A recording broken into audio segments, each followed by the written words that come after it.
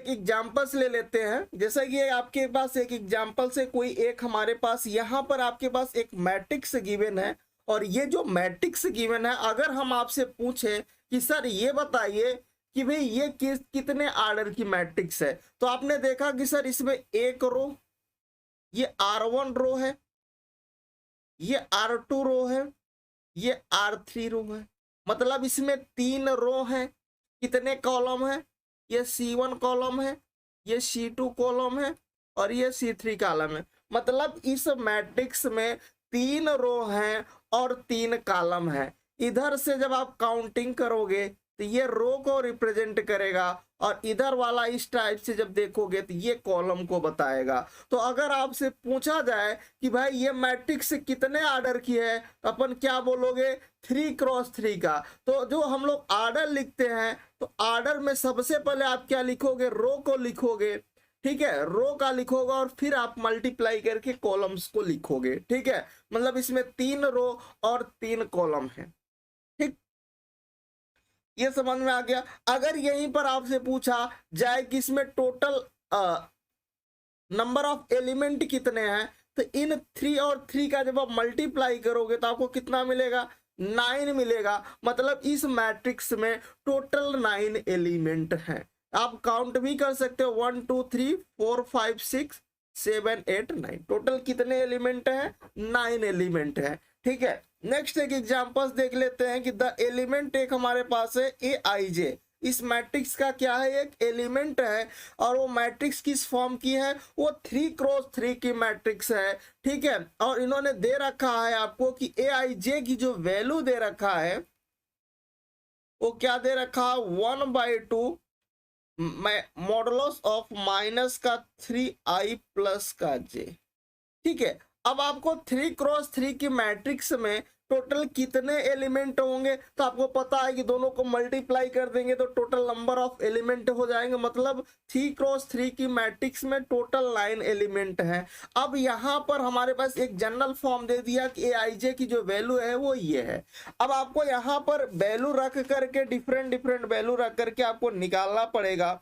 और यहाँ पर बेसिकली इन्होंने एक ही एलिमेंट पूछा है। जैसे इन्होंने पर्टिकुलर पूछ लिया कि भाई आप हमें ओनली ये बताओ कि A32 की वैल्यू क्या होगी। आप किसी से 3x3 की मैट्रिक्स में वो A11 भी पूछ सकता है, A13 भी पूछ सकता है। तीनों ने ओनली क्या पूछा है, A32 की वैल्यू। मतलब I यहाँ पर कितना है, I की वैल्यू 3 है और J की वैल्यू कितनी है, 2 है। मतलब ठीक है, यहाँ पर आपसे थर्ड रो और सेकेंड कॉलम का एलिमेंट की वैल्यू पूछ रहा है कितनी होगी। अब आप यहाँ पर रखो कि A32 कितना होगा, तो भाई देखो यहाँ पर सिंप्लीफाई करो, यहाँ पर -3, I की वैल्यू कितनी है, 3 है, और J की वैल्यू कितनी है, 2 है। मैग्नीट्यूड से जो भी वैल्यू बाहर आएगी मॉड से वो पॉजिटिव आएगी। तो यहाँ पर आपको कितना मिल जाएगा भाई, 7/2 आपको राइट आंसर मिल जाएगा। मतलब A32 third row second column का जो एलिमेंट है A32, उसकी जो वैल्यू होगी वो कितनी होगी, 7/2 होगी। मतलब बी वाला ऑप्शन आपका करेक्ट होगा, ठीक है। यहां तक तो आपको क्लियर हो गया होगा। थोड़ा सा और आगे बढ़ते हैं।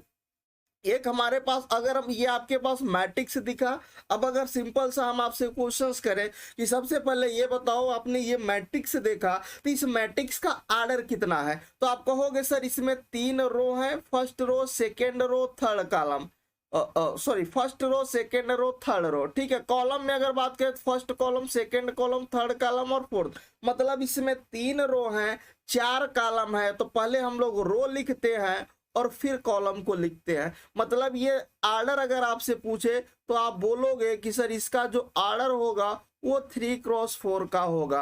मतलब 3 रो हैं 4 कॉलम है। अगर टोटल नंबर ऑफ एलिमेंट आपसे पूछा जाए तो आप क्या बताओगे, 3x4 का मल्टीप्लाई कर दो तो उतने ही एलिमेंट होंगे। मतलब इस मैट्रिक्स ए मैट्रिक्स में टोटल 12 एलिमेंट होंगे, ठीक है। अच्छा, अब आपसे यहां पर वैल्यू पूछा जा रहा है कि भाई यहां पर आप बताओ A11 क्या है, A11 क्या है। तो देखो यहां पर मतलब अगर मैं बोलूं A11 क्या होगा, A11 मतलब फर्स्ट रो फर्स्ट कॉलम, ये वाले एलिमेंट 2 होगा। A12 की वैल्यू क्या होगी, A12 पूछेगा तो ये होगा सेकंड, फर्स्ट रो का सेकंड कॉलम, फर्स्ट रो का सेकंड कॉलम का एलिमेंट, मतलब ये 3 की बात कर रहा है, फर्स्ट ही रो में आपको चलना है, ठीक है। फिर आपसे अगर पूछे A13 कितना है तो ये वाली वैल्यू बताओगे, third column, first row third column का, ठीक है। तो यहाँ पर आप 5 बताओगे। अगर आपसे पूछे A14 कितना होगा तो आप बोलोगे सर 4 होगा। फिर आप जब सेकेंड रो की चलोगे तो पहले यहाँ पर रो वाला आता है फिर कॉलम आता है, A21 आएगा तो मतलब सेकेंड रो का फर्स्ट कॉलम, ये वाला आपका एलिमेंट आएगा 2। अगर आपसे पूछे कि भाई A22 बताओ तो A22 कितना होगा, 7 होगा। अगर आपसे पूछे कि A23 कितना होगा तो आप बोलोगे सर 9 होगा। तो कंपेयर करना, समझ पा रहे हो या नहीं। उसके बाद A24 की अगर वैल्यू पूछेगा तो अपन बोलोगे sir second row fourth column का ये वाला होगा -1, ठीक है। फिर अपन आते हैं A31 पर। A31 क्या मतलब थर्ड रो फर्स्ट कॉलम, ये एलिमेंट आएगा -3। फिर अगर आपसे पूछे कि भाई आप बताओ A32 की वैल्यू कितनी तो अपन बोलोगे 2। फिर आपसे पूछे कि भाई आप A33 बताओ, अपन बोलोगे सर -9। फिर अगर आपसे पूछे कि A34 की वैल्यू बताओ तो कितना बोलोगे 0। तो इस तरह से आप वैल्यू निकाल लेते हो, ठीक है। अगर मान लीजिए नॉर्मली अगर मैं कोई एक ले लेता हूँ, मान लो मैंने इसी की बात कर लिया कि भाई A23 का सेंस क्या है, A23 क्या बता रहा है, इसका मीन्स क्या है। इसका मतलब कुछ ऐसा है,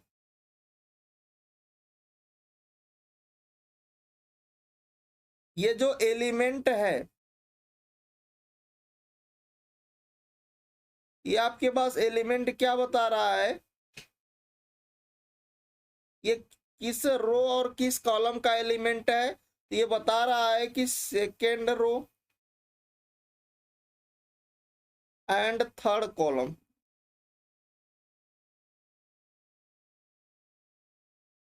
सेकेंड रो और थर्ड कॉलम का ये एलिमेंट है।